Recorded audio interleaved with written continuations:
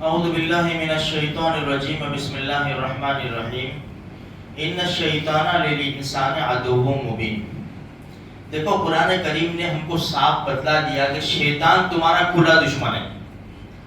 لا تتبعوا خطوات الشیطان, شیطان کی پیروی مت کرو, شیطان کی بات بالکل بھی مت مانو, اس لیے کہ وہ تمہارا کھلا ہوا دشمن ہے. تو چھوٹی چھوٹی حدیثیں میں آپ کو سناؤں, بخاری شریف کی روایت ہے دونوں.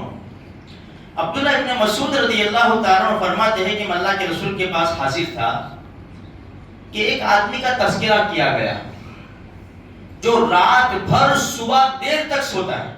رات کو سونا شروع کرتا ہے اور صبح دیر تک سوتا رہتا ہے.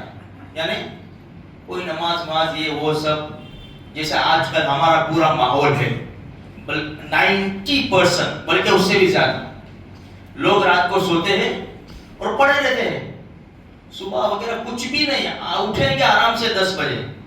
تو ایسے آدمی کا تذکرہ اللہ کے رسول کے سامنے ہوا. سنو ہمارے نبی نے کیا فرمایا خبر ہے کہ اس کے ایک کان میں یا دونوں کان میں شیطان نے پیشاب کر دی. اب سوچ لو اب ہمیں کیا کرنا ہے میرے بھائی. یہ حدیث ہے. دوسری حدیث بخاری شریف کی روایت ہے. جابر رضی اللہ تعالیٰ عنہ فرماتے ہیں کہ نبی کریم صلی اللہ علیہ وسلم نے ارشاد فرمایا جب رات کا اندھیرا شروع ہو, جیسے ابھی جب رات کا اندھیرا شروع ہو تو اپنے بچوں کو گھر میں روک لو, اس لیے کہ یہ شیطان کے نکلنے کا وقت ہے. اپنے بچوں کو روک لو. جب عشاء کی ایک گھڑی گزر جاوے, عشاء کا ٹائم ہو جاوے تھوڑا شروع, تو پھر چھوڑ دو, کوئی بات نہیں. بسم اللہ بول کر دروازہ بند کرو, بسم اللہ بول کر چراغ بجھاؤ, ہمارا والا لائٹ وغیرہ. پانی کے برتن کے اوپر کچھ ڈھک دو, ڈھانک دو, اور دوسرے بھی کوئی ایسے کھلے ہوئے برتن ہو جس میں کچھ ہو تو اس کو بھی ڈھانک دو. اگر پورا ڈھانک نہ سکتے ہو تو ایک آر کر دو, بھائی جیسے ایک پوٹ ہے یا کچھ بھی ہے, کڑھائی ہے یا کچھ بھی, تو پورا نہیں ڈھانک سکتے تو ایک لکڑی ہے, نائف ہے جو عورتیں بیلن استعمال کرتی ہے وہ ہے, اس طرح رکھتے رہے. یہ نبی کریم صلی اللہ علیہ وسلم کی ہم کو نصیحت ہے میرے بھائیوں. اس لیے کہ سنا ہے کہ بھئی سال میں ایک مرتبہ ہوا چلتی ہے, بیماری کی ہوا, اسی لیے ہمارے نبی نے ہمارا کتنا خیال کیا. دیکھو اور پہلی حدیث میں کیا بتایا, بھائی دیکھو ہوشیار رہو یار, شیطان کان میں پیشاب کر دیتا ہے جو فجر نہیں پڑھتے.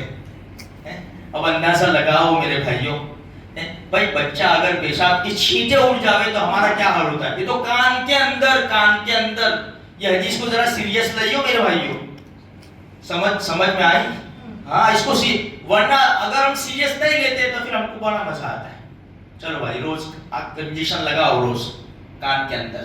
تو یہ تو بخاری شریف کی روایت ہے, کوئی چھوٹی موٹی بات نہیں ہے میرے بھائیوں.